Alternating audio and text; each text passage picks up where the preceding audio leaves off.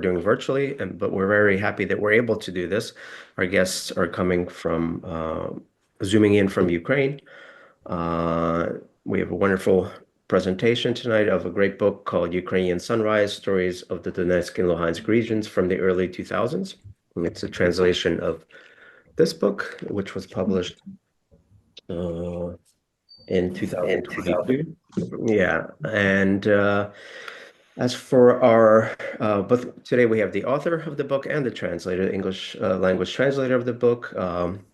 We'll be discussing how the book came about, talking about what's in there and things concerning the book, and then we'll get a chance to ask questions for them using the Q&A box. Please use that to send your question to me, and then I'll read it to our guests. At this point, I'll introduce our two guests today and welcome them to the Harriman Institute. Our first guest is the author of the book, Kateryna Zarembo, who is a Ukrainian policy analyst, university lecturer, writer, and a mother of four. She holds an MA in European Studies from the University College Dublin and a PhD from the National Institute for Strategic Studies in Kyiv, Ukraine. Her professional path combines three of her passions: policy analysis, academic research, and literature. She taught at Central European University, Technical University of Darmstadt, National University of Kyiv Academy, and the Ukrainian Catholic University, and has published in a variety of international outlets on the topics of international relations, security issues, and civil society. She is an associate fellow at the New European Center and a volunteer with Medical Battalion Hospitallers. Welcome, Kateryna. Our other guest is the translator of this book, Tetiana Savchynska, who is a literary translator working between Ukrainian and English. She holds an MA in comparative literature from Dartmouth College, where she was a Fulbright scholar.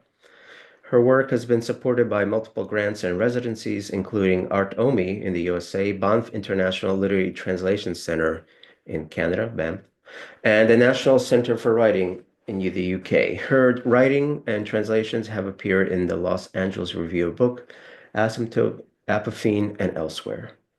Currently, she teaches literary translation at the Ukrainian Catholic University in Lviv. So welcome, Tanya, welcome. I pass along the floor to the two of you.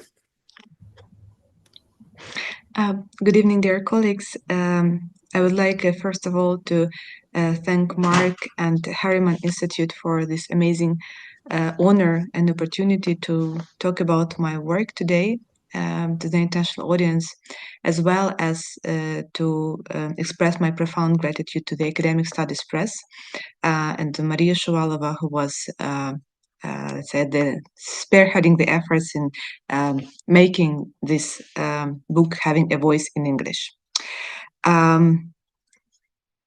That said, I would like to very briefly explain how the book, how I came up with the idea about the book, and I would like to start with saying that all the time as I was writing it, I was working on it in leaps and bounds since between 2017 to 2022. I was thinking that I'm probably running late, and someone else will either cover the topic or the topic will be irrelevant. And this actually even slowed me down. I was haunted by the thought that the book, would arrive late. And it's now to 2025. And I actually see kind of a second breath in the interest for this book. I actually got an interview request about the book from Chile yesterday, obviously thanks to the English translation which appeared. And I'm also having kind of additional invitations to talk about it. And even the sales of the Ukrainian publication, the Ukrainian version, rose recently. So this means that it's actually the work which lives. And probably what is most important to me now, 2 years after publication, that people know the book rather than they know me. And I think this is something it actually means that the work has gone beyond my circle, and it's very, very nice.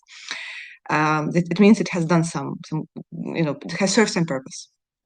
I would like to say first and foremost that I wrote it and I conceived it, had this idea because of the feeling of injustice which I felt was being paid to the region.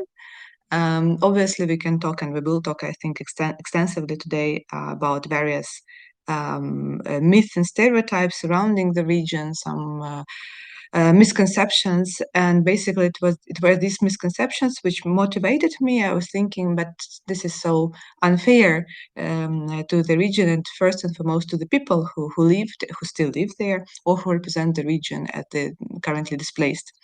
So I tackled the topic, presenting actually very, I would say, brief array of people and communities who would fit the box of civil society if we use the academic language here. But basically, they were just impartial citizens who worked to contribute to Ukraine being independent, democratic, free state, being in and from Donetsk and Luhansk regions. I will conclude my intro remarks with saying that I am immensely grateful to Tetiana Savchynska, and I think it was also kind of, a magical coincidence, and there are plenty of magical coincidences connected to this book and to its appearance, that she was and became the excellent translator of this book, and I'm very grateful to you, Tanya. It's actually the first time that we have even not a meeting, but an online Zoom. We only exchange correspondence. I'm very happy that we finally have at least this virtual meeting. Because with the full-scale invasion, I think our lives have been disrupted, and it's harder to connect as much as we would probably do earlier. So she wrote to me offering to become a translator, and then this proposal arrived from the Academic Studies Press, and then the book was supported by the Ukrainian Book Institute, to which, of course, I'm also very grateful and very honored as well, because this is a support of the Ukrainian state, which matters a lot to me in making this book public in English. And I also have to say that when I read the text, the excerpts produced by Tetiana in English, I felt that the text breathes. The text is alive, and I say it in full confidence, because I mean the English version of the text, because I actually read some let's say attempts of English translation by other people, and I knew for a fact that this was the translator for the book. So. I know that Tetiana, I mean, Tetiana, you're already very accomplished, and I can just imagine how many accomplishments you'll have in future and how acclaimed you're going to be. And I'm just so honored that you have worked with my book. So I'm very happy to extend my gratitude to you now publicly. Thank you so much, Kateryna. It means a lot to hear these words from you. It was truly an honor for me to work on your book as well. And I'm glad I see it as a team effort. And I'm very happy that the book is now out in the world. And I am very grateful for the invitation to be here today and talk to you all about this wonderful publication. And yeah, I'll start by continuing Kateryna's story about how this book came about in English. So I first came across the Ukrainian version of the book in early 2023 when it first came out in Ukrainian. And after reading it, I felt such an urge to share it with the world that I looked up Kateryna online and emailed her asking for permission to do a translation sample and prepare a pitch proposal. Securing the publisher proved to be more tricky than I had originally anticipated.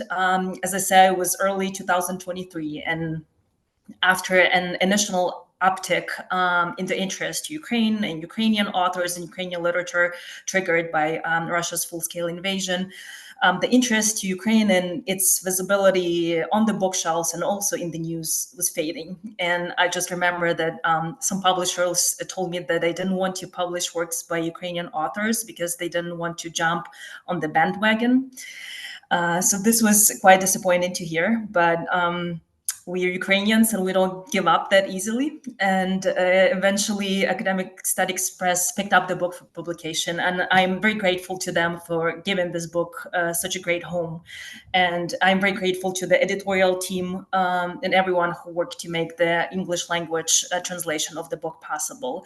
And it is definitely heartening to see more Ukrainian books on similar topics appear in the English translation recently. I wanted to mention Alexander Mehed's book, I'll Mix Your Blood with Coal, Snapshots from the East of Ukraine, which I co-translated with David Mossop and which is coming out in 2 weeks from Northwestern University Press. and also Pavlo Kazaryan's The Wild West of Eastern Europe, a Ukrainian guide on breaking free from the empire, which came out late last year in Dominic Hoffman's wonderful English translation from Ibidem Press. And while it is very heartening to see these amazing books in Ukraine finally become available for the Anglophone audience, it becomes clear from the news cycle how much work is still ahead of us, how much explaining we still have to do, because misconceptions about Ukraine, and especially misconceptions about Ukraine's two easternmost regions, the Luhansk and Donetsk regions, they abound. And I feel that Kateryna's book is very timely because it makes an extremely important contribution to the conversation about Ukraine by filling these lacunas of knowledge. And I'm very grateful for the chance to be discussing this book today. And I thought that, excuse me, perhaps I could start us off by reading an excerpt. It's an excerpt from chapter 1, The Myth of Donbas, an attempt at deconstruction. Does the region have a special identity? From the point of view of sociology, it is wrong to deny the existence of regional identity. After all, Donbas and Ukraine are not the only places where people can identify with their regional homeland and feel attached to it. Yet regional identity is not the same as an artificially created myth. And in the case of the bizarre Donbas identity, I believe that this phrase can only be used as a joke, and it's better not to use it at all, because by verbalizing it, we are legitimizing it. Any attempts to reveal it only reinforce the myth rather than explain anything. In one of his interviews, Vasyl Holoborodko complained, "They always try to regionalize me. You're from Donbas, you're from the East, whereas I've never considered myself a Donbas author." The critic Leonid Kovalenko always asked me why I didn't have poems about Donbas, about the mine. Didn't I work there after all? But I work in Ukrainian, and I don't care if I live in Rostov, Luhansk, or Rio de Janeiro. I live in the Ukrainian language. Even in our conversations with people from the region, I sometimes encountered a kind of self-blame or self-criticism, coupled with apologies that were supposed to emphasize the same stereotypical identity, but in fact only denied it once again, because what they think makes them distinct is just as common elsewhere. For instance, one professor noted with sorrow during our conversation that in the 1990s, people in Donetsk celebrated the New Year twice, an hour earlier than the rest of Ukraine on Moscow time, and then again on Kyiv time. Trying to adhere to the rules of interviewing and not to express my own opinions, I didn't dare to tell him that in my childhood in Kyiv in the 1990s, I saw some people do the same. Again, in one of the villages in the Donetsk region, a local activist complained to me, "Can you imagine children from Ukrainian-speaking families study in Ukrainian, but during the breaks between classes, they speak Russian?" Yes, I can definitely imagine that, because I've witnessed the same thing in my children's school in Kyiv. A Ukrainian Donbas, in its Soviet or post-Soviet sense, didn't exist as such. Yet Ukrainian Donetsk and Luhansk regions did and do exist, and the decision to ignore them, to paraphrase Ivan Dzuba, can only be explained by laziness of thought or political bias. Since Ukraine became independent, they have been best manifest in relatively small communities, small enough to remain invisible to the eyes of official statistics, yet numerous enough for those who belong to them to find like-minded people. This book is about the communities whose existence has been denied by the Donbas myth. It's about cultural spaces, student communities, Ukrainian villages, and the diversity of religious centers. It's about people who wanted to live not in a dictatorship, but in a free, modern, democratic Ukraine. These communities have been the voices of the new, non-post-Soviet Donetsk and Luhansk regions embedded in the nationwide Ukrainian context. They have been the awakening of the dormant, oppressed, exterminated, tortured Ukrainian identity. The aim of this book is to bring to the fore at least a fragment of the history of these communities. Thank you. Thank you very much, Tetiana, for reading this part of the introduction, and thank you, Kateryna, for your words about the book. You mentioned a couple things that I want to address. Yes, I'm very thankful. Well, first of all, I'm very thankful to New York University and my colleague Emma Bateyev for co-sponsoring this event today. I forgot to mention that at the beginning, so I'm very grateful for that because there was a lot of interest on their side in getting this book out and discussed. So that's very important. And it was actually, you mentioned Maria Shavala. She's the one who gave me a copy of this book years ago, which I immediately read, and I was thinking, yes, this should definitely be translated. And then when I met Tanya at the Translating Ukrainian Sunrise Institute in Wrocław this summer, and I found out she's working on this book, I got very excited. And then I'm very happy that it was published at Academic Studies Press, who I worked with in the past and have had great experience. So it's really nice when all these things kind of come together. And that the Ukrainian Institute supported it, which is very important, that we finally have support from the Ukrainian government for important projects. I'm not sure how many members of the audience who tuned in today or who will be watching this later have actually read the book. I know that some have. So maybe I'll start by kind of addressing some of the things you said so that we get better acquainted with what the book's about before I get to more specific questions. Kateryna, you mentioned in your brief introduction today, the injustice to the region and these myths and stereotypes and misconceptions and how they are unfair. Maybe could you mention some of these stereotypes and myths about the region that are so unfair and why are they unfair? Thank you, Mark. I think it's a very good, really intro question to the book. The myth and stereotypes are actually many, and I could talk about them alone for the rest of the session. But let me just outline some of them.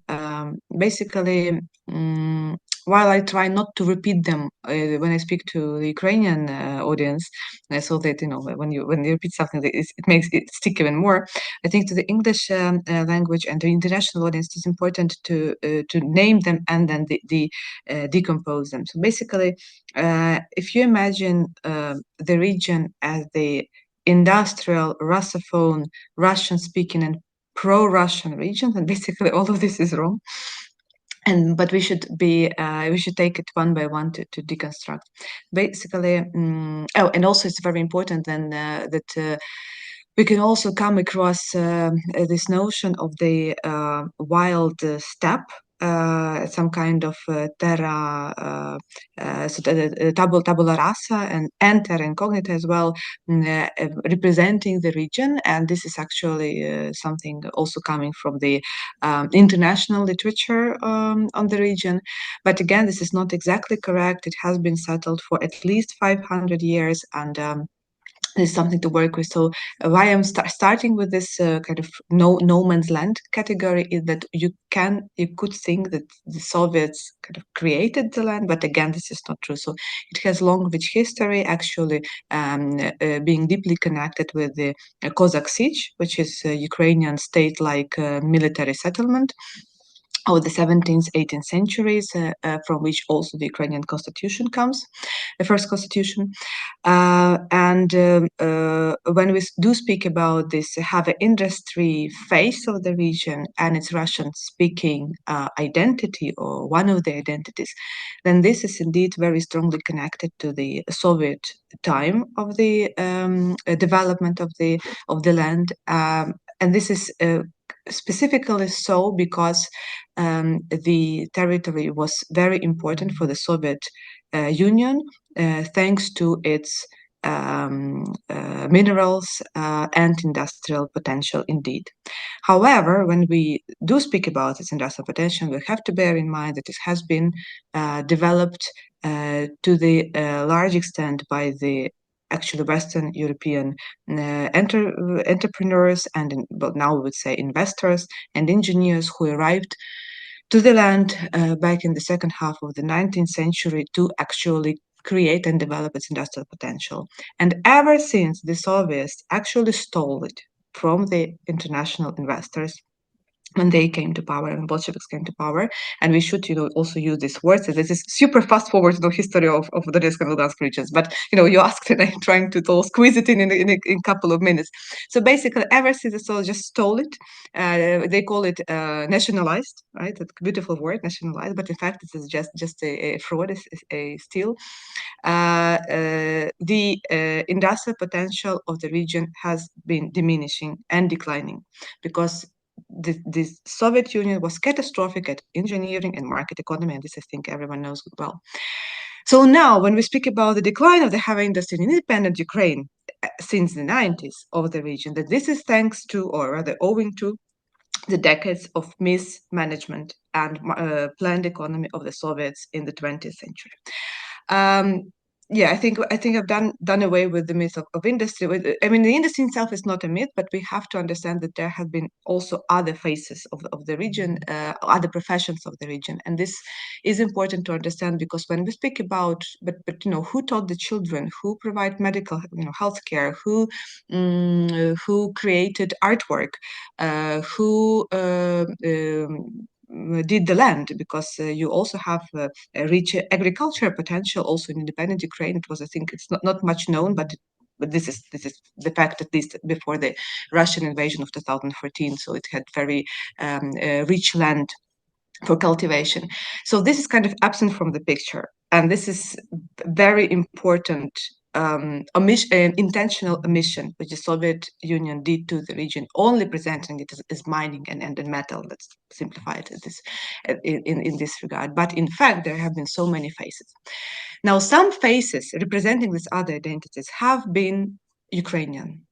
And this is something the Soviets wanted us to know as little as possible. I think here the story of the Ukrainian dissidents also works very well to illustrate it. So when we look at the faces and composition of the Ukrainian Helsinki group, so human rights activist organization, which appeared in Ukraine in the 60s and which was being represented by Ukrainian dissidents and human rights activists who actually also were so-called shizdesyatniki, so those activists who appeared in the 60s and worked to dismantle the lies of the Soviet Union and to bring up the questions of including the Ukrainian identity. They were Ukrainian speaking, and they tried to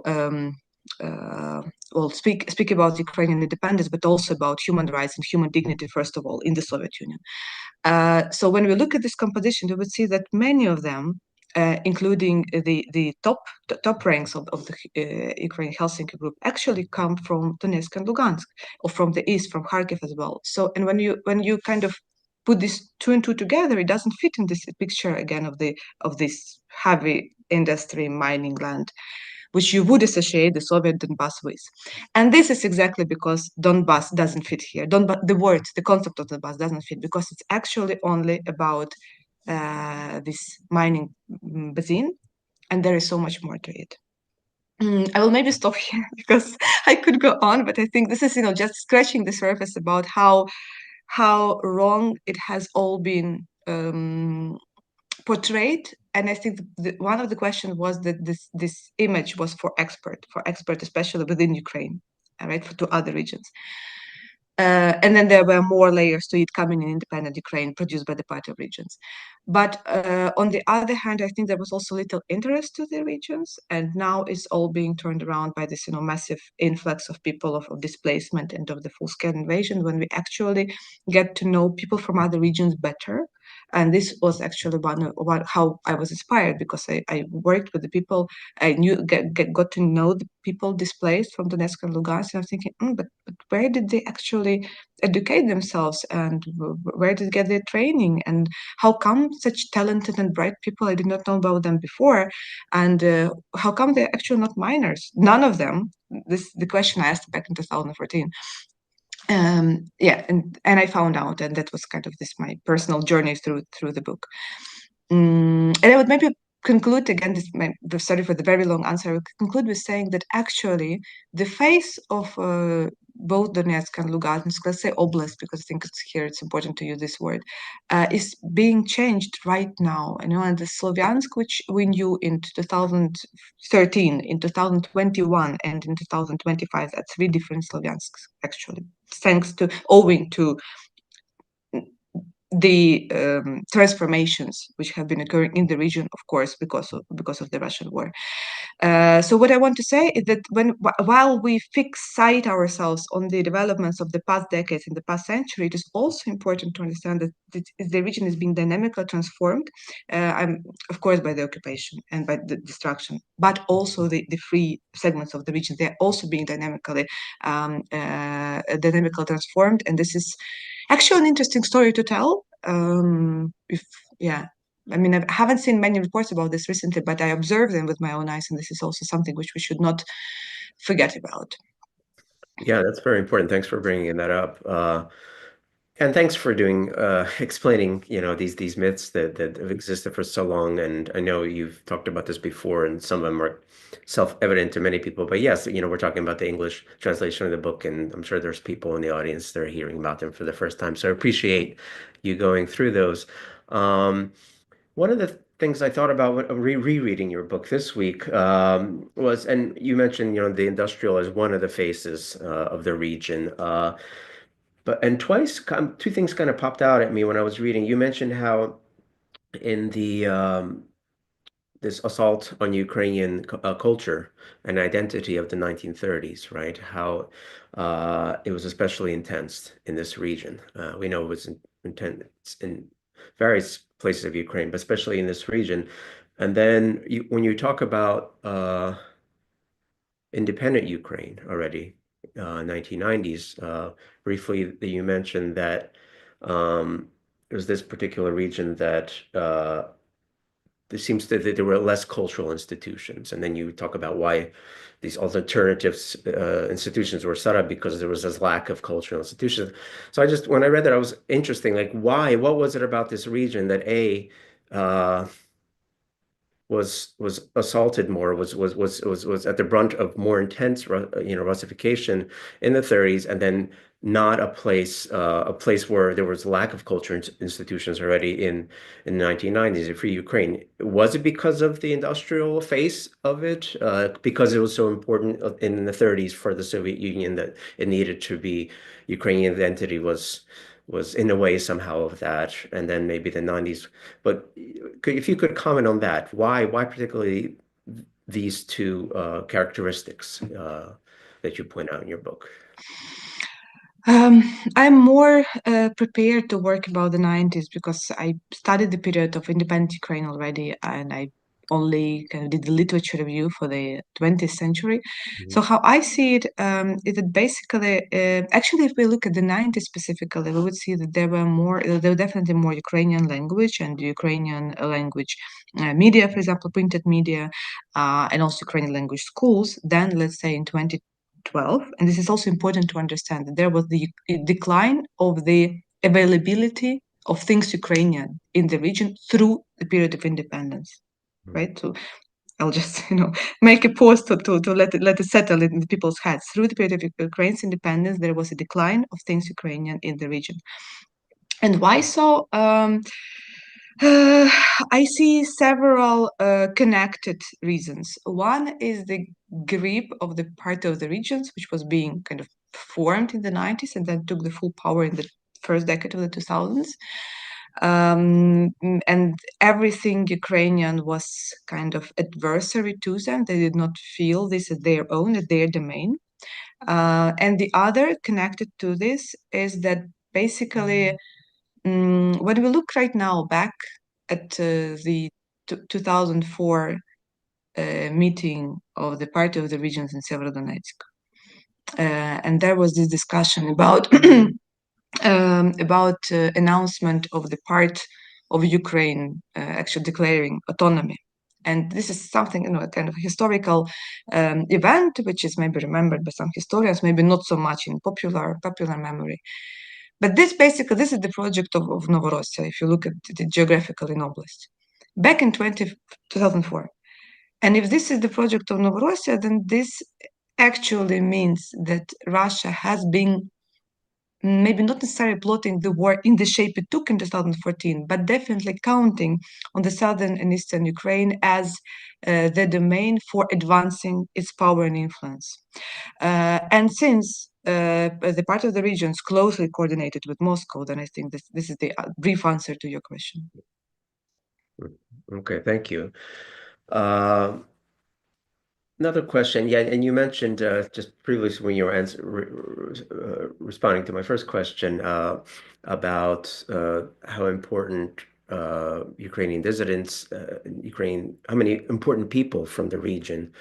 I'm just preparing for one of my classes about Ivan Zumba, but yeah, like some of my favorite writers like Volodymyr Dibrova and Emma Deyevska are from the region, and there certainly is a history.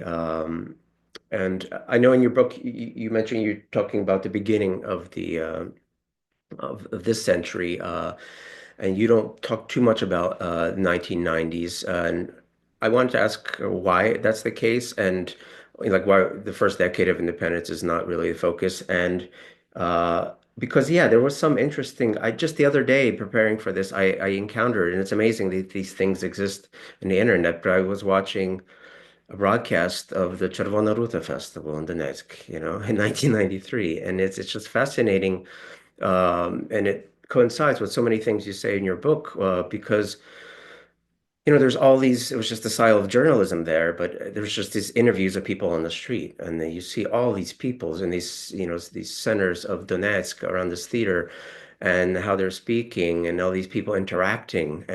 So it's just fascinating. But just maybe briefly, why conceptually you decided to start with the new millennium? Right. Yeah. Um, the answer to this to your question is probably kind of a personal research nature. So when I started researching and then digging stories, they kind of just fell into this period. Probably because they were more accessible. Probably because people who represented the stories were more accessible. Probably because I also understand how the period worked there, because I found it out at some point. I just observed it through the work that I'm actually talking to the people more or less my age who matured in more or less the same time, and it was interesting to me to compare this time in Kiev and in conditional Donetsk, but also of course in Pokrovsk and Mariupol and Luhansk, and using Donetsk just for an image. And I thought, okay, so this is something which I can relate to, which I can probably understand better. And then at some point, I realized that 90s they are excluded from my work. And in order to include them, I would have to do a lot of additional research. And I thought, okay, let me just frame it the way I did it. And again, I disclose it in the intro and right now orally that there were also many other stories which I did not include for the reason of the lack of time and resource just to do it properly, especially with the full-scale invasion. For example, the story of the human rights activists. This is very important. This is what I see up until today. Also in southern and eastern Ukraine, beyond Donetsk and Luhansk Oblast, so in Kharkiv and, for example, in Kryvyi Rih recently. So the story about the organizations which started as a human rights children in tough conditions oriented organizations in the 90s, and then they transformed it into something else in the 2000s and onwards. And I know more than one such case and more than two. So yeah, and I just thought, okay, I have to stop somewhere, make it public, and then. But I flag these circles, these lacunas. Maybe someone else will fill them in at some point. So just like that. No, fair enough, fair enough. Thank you.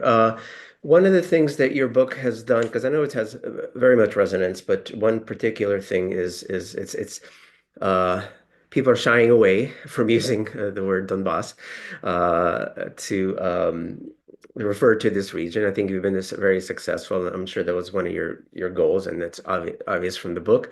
So congratulations with that. This question would be more to Tanya here as a translator, right? Because it's very sensitive, right? What terms we're using to describe the region under focus. When translating did you have issues with translating certain things that maybe nuances in Ukrainian English were different? Like even just, I don't know, Donetchina, right? Uh, Donetchina is not really Donetsk Oblast, right? It's something better, greater. It is region, but it's also Donetsk Oblast is Donetsk region, territory. So how did you go around working when we're so sensitive to work with these terms as a translator? That must have been quite difficult for you. And maybe some other instances when translating where you had to really work on figuring out the right English word to pass along these nuances. Yes, absolutely. I mean, it is. There were challenges, but also that's what makes this work joyful. I mean, this is something that I very much enjoy, is looking at ways that I can render the meaning of the Ukrainian phrase or the Ukrainian word using the English language. So it has been a journey, and for sure, what helped me was that I, before starting to work on Kateryna's book, I had already completed the draft of Alexander Behet's book, and these two books are in conversation with each other. I mean, they cover different time period, and they cover, I would say, they even geographically they're also a little different, but just some of the recurring themes definitely are similar, and that's so it's fair to say that I have been thinking of the language in which I can express this for not months that I actually worked on the translation of Kateryna's book itself, but for years. And it's been difficult, but it's also I feel like it has given me enough time to live with this and to think of how I can render it in English, and also ask them, what does it sound like to you? What do you think if you hear this? Do you think it's accurate? Do you think it reflects what I like? Do you hear it in this phrase the same thing that I hear in the Ukrainian original? So it's been helpful that I had this time to think of these terms, and it was definitely helpful to get feedback that I was lucky to receive during the Translate Ukraine Summer Institute, where I asked colleagues and also mentors who ran workshops about some of the issues that I had. So I would say that, yeah, these things, like having the time to think, and also having friends and colleagues whom I can ask, and who can be readers of the first draft. These two things have been really helpful. Yeah, it's fascinating that you were actually working recently on a book that's you're using a lot of the same terminology, so I can see that as being very, very helpful. Thank you. I want to open up the floor to the audience online. Please send your questions through the Q&A. One last question for me before seeing how things go. But both of you we've read your biography, spent some time outside Ukraine, right? And even when you're in Ukraine, in contact with scholars and policy individuals in the West, talking about stereotypes.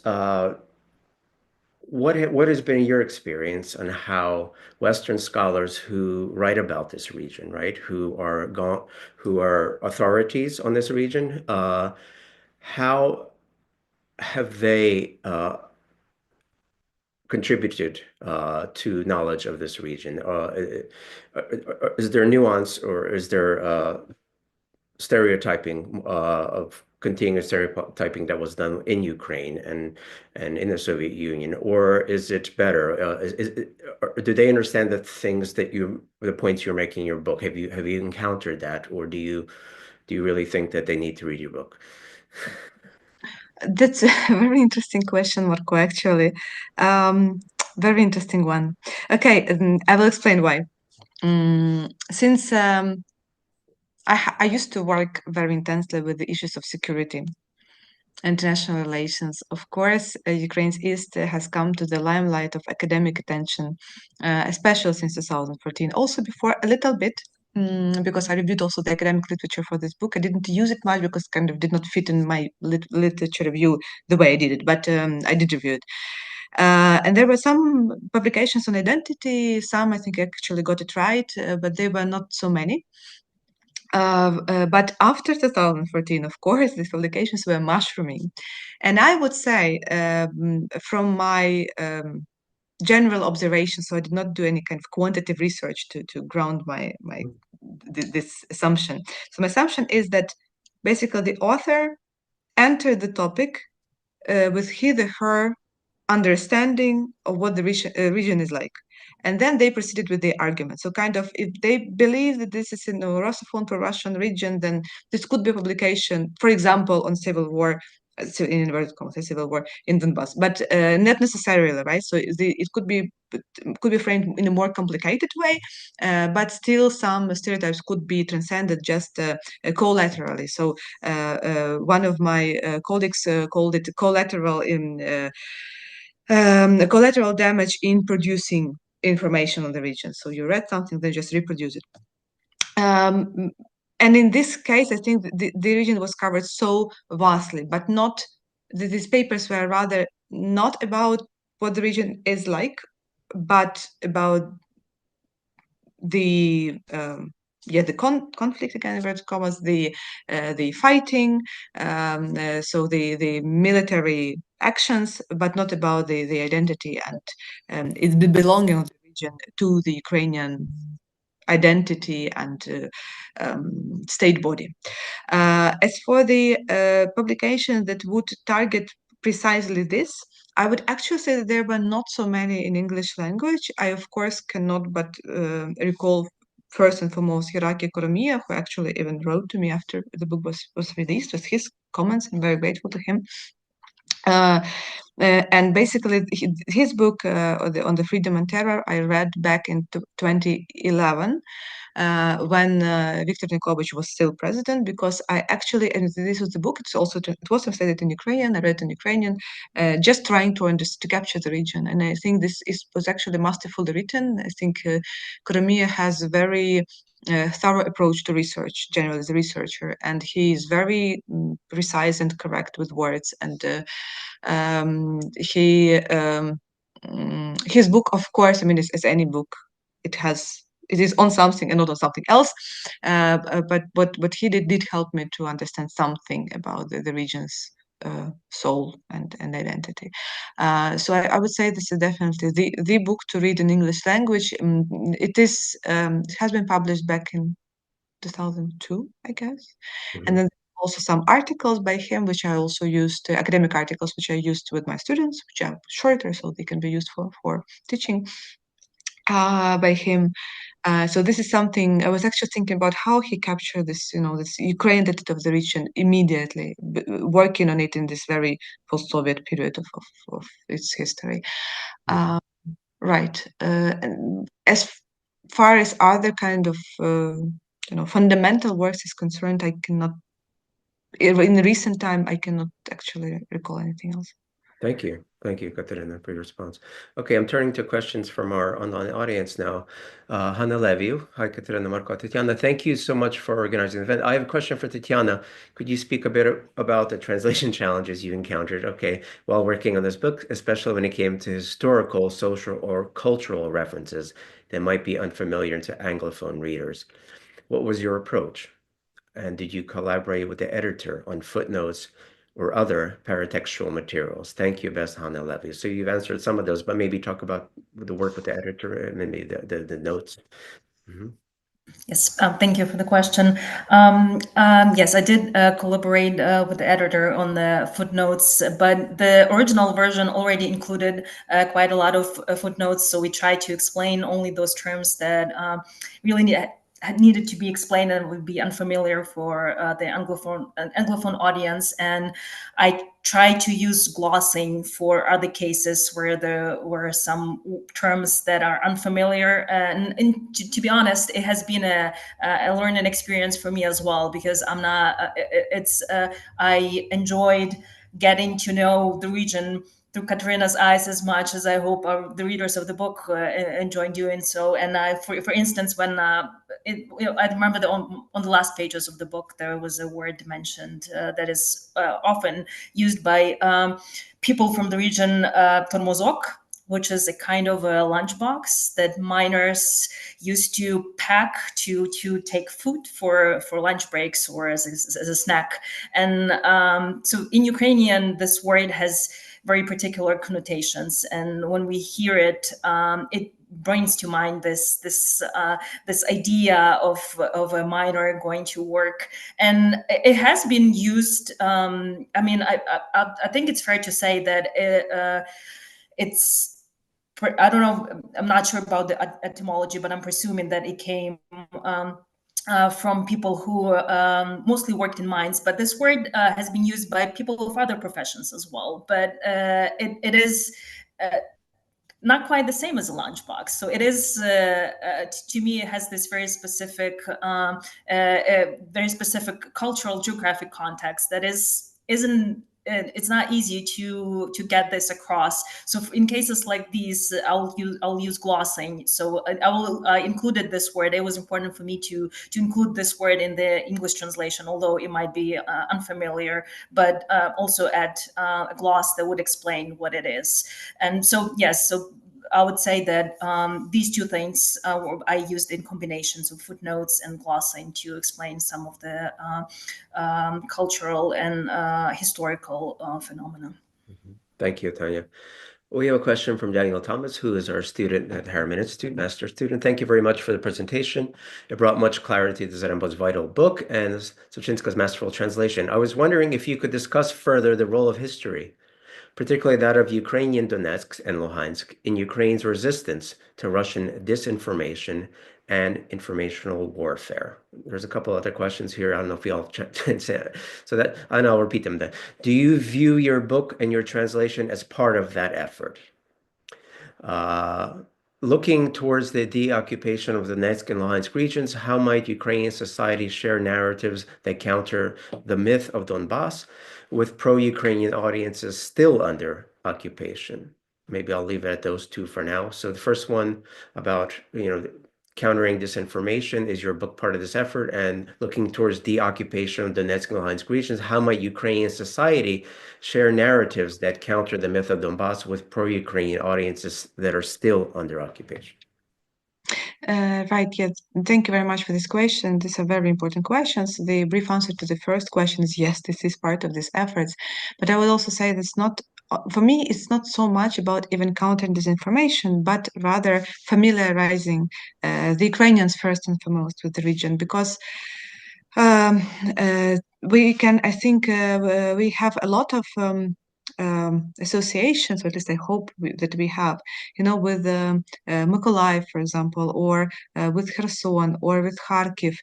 Now, after these years of full-scale invasion, especially because we've met so many people, we've read so many news, we've read so many tweets, from these regions, and we kind of really, maybe some people even recognize some squares, from these cities, even if they don't visit them often or none at all. But with Donetsk and Luhansk, this is a different story.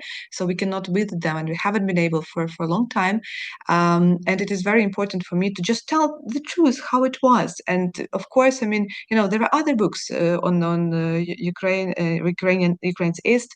For example, how Ukraine lost Donbas. This is the title of the book by Kazantsev and Vorotintseva. And it tells another story of the region, about the political struggles, which I deliberately did not focus on because this is rather covered generally, I mean, in the public memory, but not so much on civil society. Or currently, right now, I'm reading the book, the masterful book by Pavlo Belyansky. In Ukrainian, the translation would be "The Granny Didn't Like to Die," and this is about a typical mining family from the region. So there was this phase, but there was also another phase, and it just deserves to be known. That's it. That's my job to do. And as for the next question about the deoccupation, this is my, as I now understand, mission. I did not maybe envisage it this way, or maybe I did. Anyway, to actually, when the region is deoccupied, when Ukraine does reconquer its borders of 1991, so that the region is not abandoned, so that they don't say, but there were all the people who wanted to live in Russia anyway. Let's just, give up on them, because working with these people will be hard. It will be, because people have left in occupation for 11 years now. And we can see that the results of the division of Germany is being manifested in the elections up until today. So it will be really hard work. But I want, again, to give justice to the people, to the children who study according to Ukrainian textbooks online in occupation, to those teenagers who grow up and then run away and join the Ukrainian military. And again, these stories are not solitary. So there are actually many people committed to Ukraine and its, its state and its idea and its statehood. So I think this is not part of the book, but I think the book serves this to the purpose of understanding the continuity of this story. So yeah, I will stop here. Thank you, Kateryna. I want to get to some of the other questions because there's several from various people writing in. Dear all, thanks for a brilliant presentation. I have two questions to the author.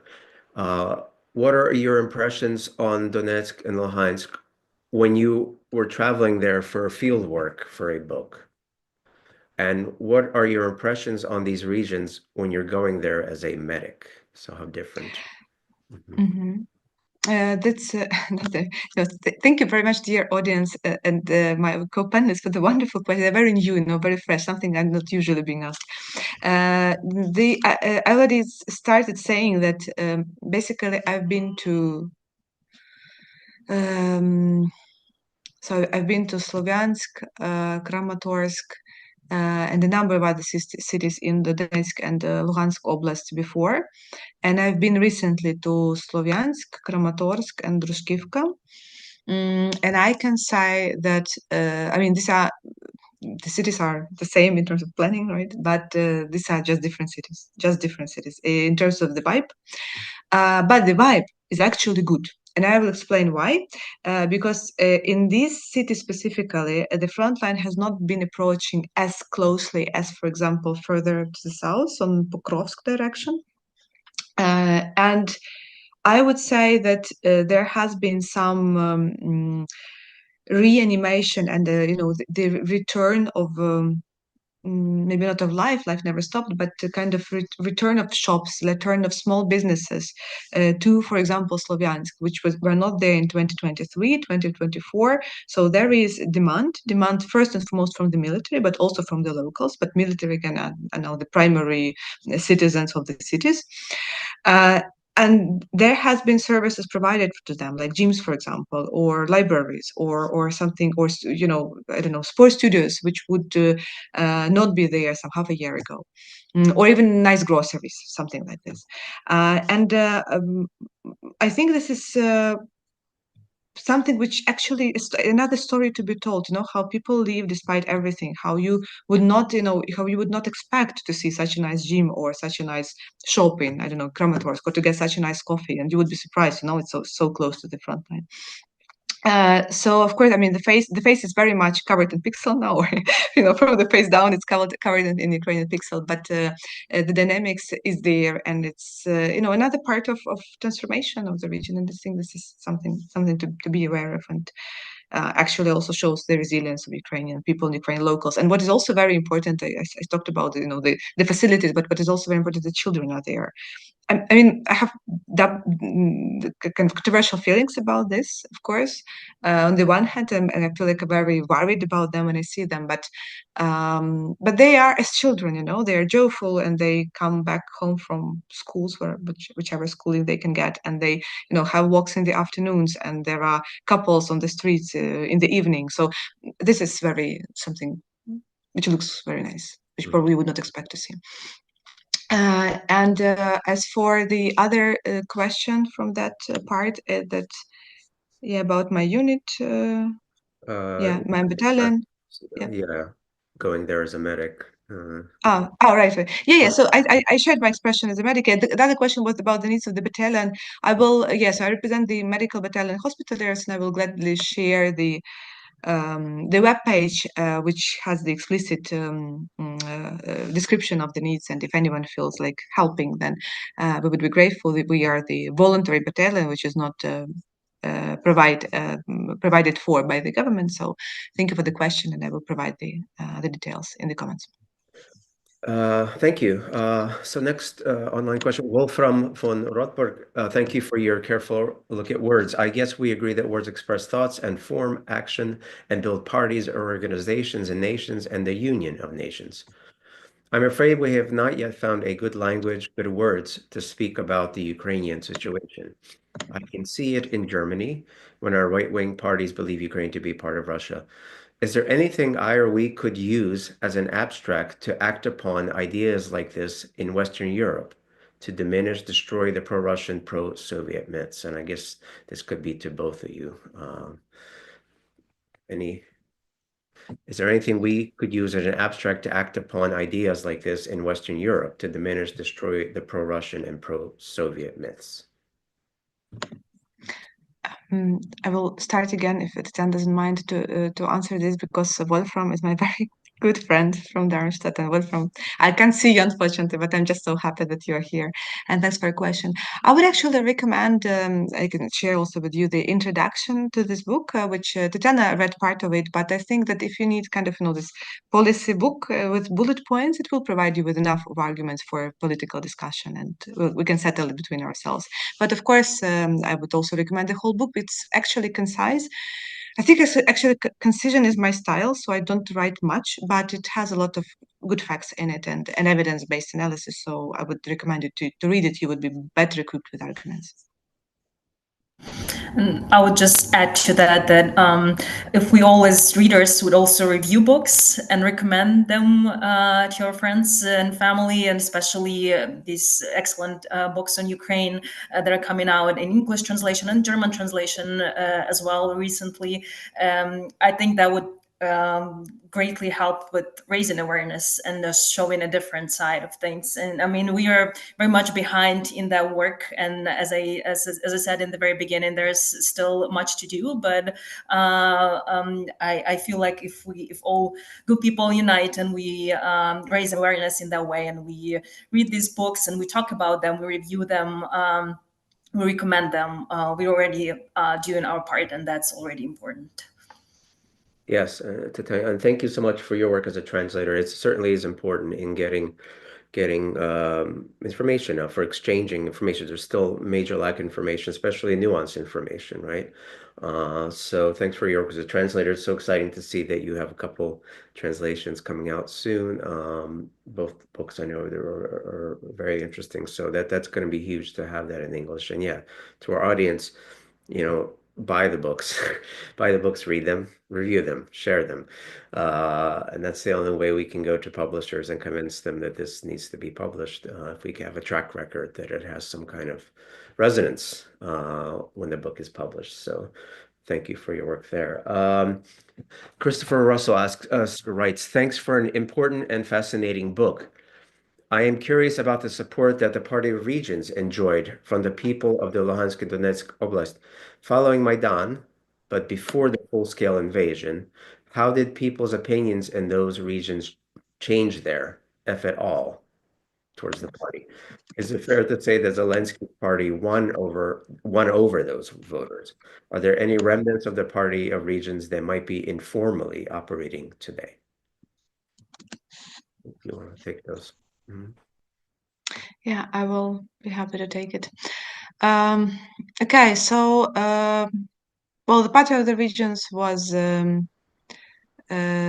obviously still strong before 2014. So this was, the party which represented stability, represented familiarity, and this was something important for the residents of that region. And then we saw, it's interesting, this analysis, it goes back in time. We saw the increase of support for the EU and even for NATO in that regions, in both Luhansk and Donetsk Oblast, also in Kharkiv Oblast, which was the opposite to the agenda of the Party of the Regions. but there were a large share of people who would choose the option like I don't know, or I prefer not to answer. And this was something that we observed over the years of 2014 to 2021, seeing that some people just decided to kind of keep their political options to themselves, not maybe feeling safe to say them, or maybe actually lacking an opinion. So speaking, when you speak about those, remnants of the party regions, and I would say their supporters who just do something informally, well, could be, probably, definitely not after 2022. But I mean, not formally, not officially, but informally. I think that some people with political ambitions who have not been yet discredited or in jail or fled to Russia, they could be harboring some political ambitions. I would say that these political ambitions could be very transformed in their presentation. So you definitely cannot write a political agenda on a love to or affinity towards Russia. This is out of the question. But you can do it on criticizing the current power. And your question is about whether Zelensky won in 2019. Yes, he definitely did. The question is, so how Zelensky kind of reconciled the regions? As you probably know, that he has been massively criticized by his opponents, the other 25%, but generally he did reconcile all of the regions of Ukraine, and he was the alternative to the party of the regions in terms of the provenance, so in terms of his origins, in terms of his primary language back in 2019 as the Russian language, in terms of his populist agenda. So he actually took from the party of the regions many important points, and that's how, including he won. So as for now, I think that we are we are awaiting the appearance of a party which would be anti-European, which would be kind of maybe neutralist in its political agenda, so anti-American, advocating for, I don't know, strong Ukraine without any union, something like this. And it will, I think it will definitely appear once the elections are on the table.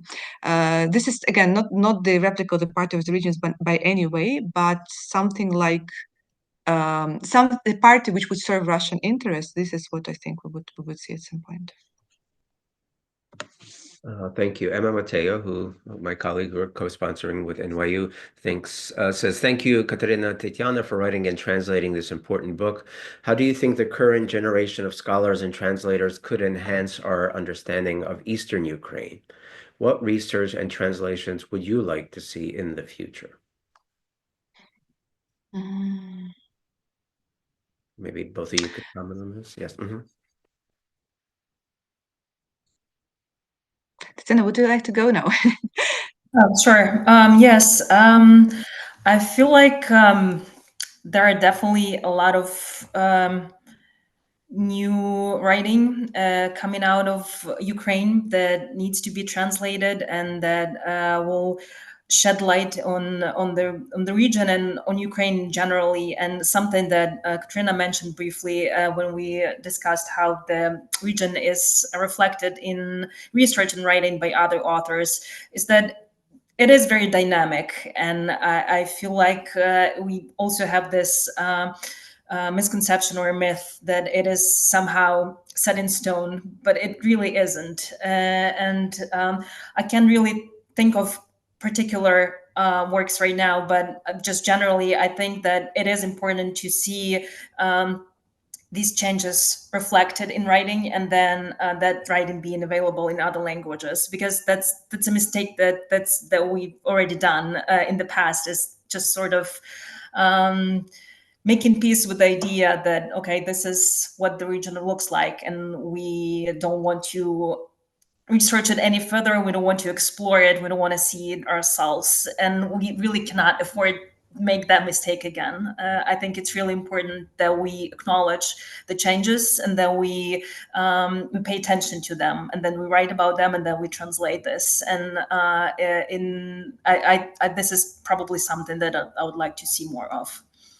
Yeah, maybe Tetiana, would be a good chance for maybe briefly tell us about these two new book projects of yours that are coming out, just what they're about and how that contributes to this. You have a preview. Yeah, absolutely. So Alexander Mehed's book that will be available in English this month from Northwestern University Press.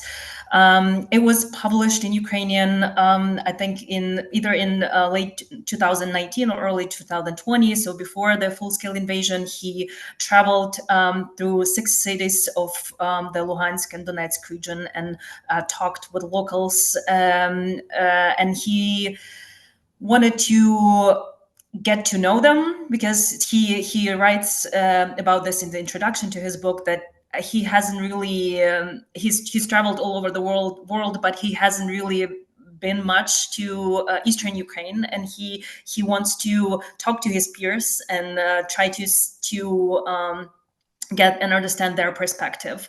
And he traveled through smaller towns, so not huge cities, and smaller towns that became places like Severodonetsk that became regional centers after Donetsk and Luhansk were occupied by the Russian forces. And he what's also important about his book is that he includes conversations, or rather essays, by scholars and artists from the region, for example, by Olena Styashkina and Serhiy Zhadan and Volodymyr Rafeenko. And in these essays, they talk about their perspective on the region. They discuss the question of its identity, whether the region has a different identity from the rest of Ukraine, or is it also a myth? And so in a way, his book is like a time capsule because so much has changed, and it's been really hard for me to work on this translation because so many places that he writes about are now reduced to rubble. And he also mentioned several times how many of the people that he's interviewing are already refugees and internally displaced people who used to live, for example, in Donetsk and Luhansk, and then had to flee to places that were considered to be safer at that point, like Severodonetsk or Pokrovsk and Lysychansk.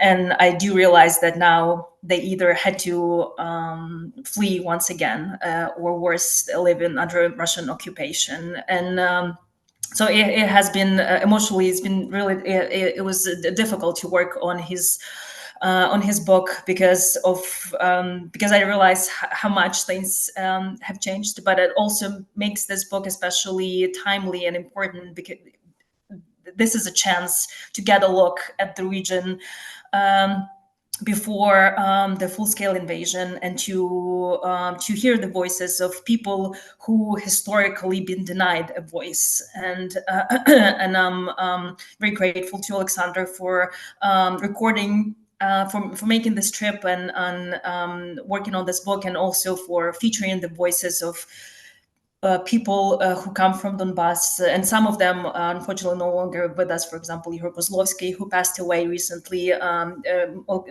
Mehed's book also includes an essay by him, and so it's definitely a very timely and important contribution to the conversation about Ukrainian East. And I'm also hoping that, similar to what happened with Kateryna's book, that the publication of the English translation would also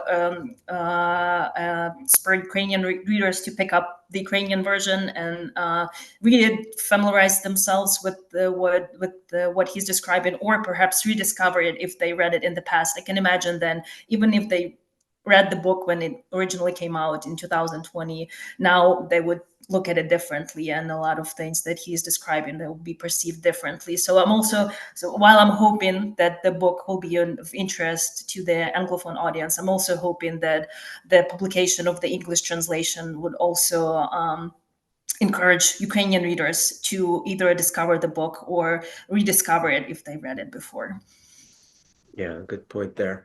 Next question, Natalia Karageorgos. My apologies. Would I also be able to intervene on this Yes, question? I'm sorry. Yeah. Yeah, I just wanted to say that I would also like to add a couple of names to the translation. So I'm very happy that Stanislav Aseev has been actually widely translated also in English. This is something which is very much deserved to be read.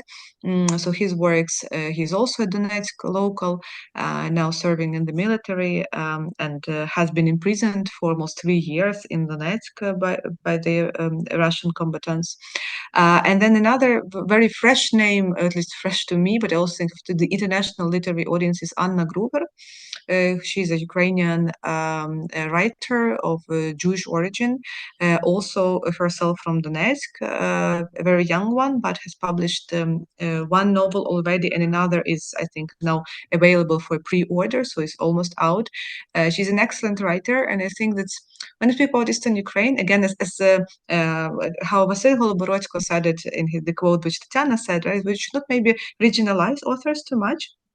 They should not necessarily write about places they come from, but through reading their work, you understand the world they lived in and the world they carry with them. So I would definitely mention her name. And then I would also mention definitely the wide array of the war poetry and prose, which is being written now, but especially poetry, because this poetry is now born by people who serve very often in the East. And it is this still same East, but with a different face. And this experience and this environment which they pass along through their verse is also, I think, extremely important. Stan and I can share the names if you are interested in specific names. But of course, Yarina Chornogus and Maxim Krivtsov, but so many others come to mind immediately. And then as for research, then I have immediately an idea, and a very provocative one, but I cannot but mention it. Do come and see with your own eyes, do. I mean, we're all responsible for our lives, and I cannot kind of convince you to very push you to come. But if you if you feel like this is your way, this is something you would be willing to take up, do come. This is, I mean, if you are 40-50 kilometers from the front line, it's really not as dangerous as you may think. And I actually feel really not so safe in Kiev during the attacks than there, honestly, because there are so many, in Kiev, for example, there are fewer shelters, and I would say that civilians are more in danger than in the place where you are surrounded by medics and military who all know how to do first aid, for example. But I want to say that there's so much data and so much material there right now to research and write about, and I don't really think the military would. And I also don't, because as I said, I come with a different purpose, but I think that if I came as a researcher, what would I write? And there is so much to write about. So this is a research which I would like to see and appear. Thank you, Kateryna. So going back to Natalia Karagerova's question, thank you for your wonderful presentation. Could you tell if you came across the experiences of ethnic minorities of that region? I am particularly interested in the Mariupol Greeks, who were primarily in Donetsk Oblast. Any comments on that? Apart from the fact that I'm aware of these important communities and the interest of the, for example, Greek state and Greek embassy to Mariupol, and the very fact that Mariupol is a Greek name, I actually haven't done research on that, so I'm not sure I can share any stories. I'm very sorry. Mm-hmm. I'll add to that there's a wonderful book by Olesya Yaremchuk, Our Others, and it is available in the wonderful English translation by Hanna Leliv and Zanya Tompkins. And in this book, Olesya covers the ethnic minorities of Ukraine generally, but also in the region in particular quite extensively. And I think it would be helpful for anyone who would like to learn more about these communities. Yeah, I should mention everybody's talking about books. So very soon this is coming out by Volodymyr Rafeenko, who is a writer originally from Donetsk. It's his first play, Signals of being published any day now by Harvard Ukraine Research. Yulia Charneshova writes, thank you so much for organizing this wonderful event and for Kateryna Tetiana's work. I was wondering if there's anything else you'd like to expand on the Ukrainian state role, on covering Donetsk and Luhansk regions' history and identity, as well as incorporating these cultural histories more in the shared Ukrainian narrative. What else could have been done on the level of education and media, for example, that's not yet been done? What else could the government have done to include these regions in the Ukrainian narrative, education, media? When this question is being asked, I immediately thought about school textbooks. I have not reviewed them to say that something is wrong or right there, but I would assume that there is not so much regional studies generally from how I'm aware about the Ukrainian school curriculum.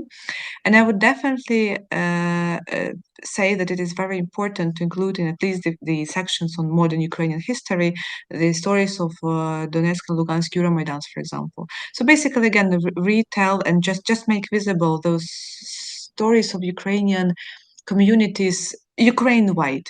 I mean, again, when I grew up as a child and I traveled to Ukraine, I did not question the Ukrainian identity anywhere, including the Crimea, for example. And I think Crimea was if anyone has been there at least once, and it would immediately become the favorite spot and one of the favorite destinations. So I think this is just important to let know the kids who cannot travel now to the Crimea and the East, and to tell the stories, including also of multinationality, of course, including of Crimean Tatars and including of Mariupol Greek communities and Jewish also communities in Ukraine's East and Muslim communities in Ukraine's East and elsewhere. So I think this is something which should be very much stressed, at least in stories, before they can come and see with their own eyes. Thank you. Okay, I think we're wrapped up all the questions. Thank you, everybody, for your wonderful questions. Thanks to you for answering the questions and for the discussion. I think we had a really good discussion. This will be online, so people who weren't able to join us today, I'm sure will have access to a wealth of information on the region, which needs to be talked about, written about, translated more. So thank you so much, Tetiana, Kateryna, for joining us here at the Harriman Institute. Wish you luck and success in everything that you're doing. And I'll be happy to host you again next time your next publication comes out. Thank you. Thank you so much, Marco. Thank you very much, Marco, for making it all happen. Thank you very much. Bye-bye. Bye-bye.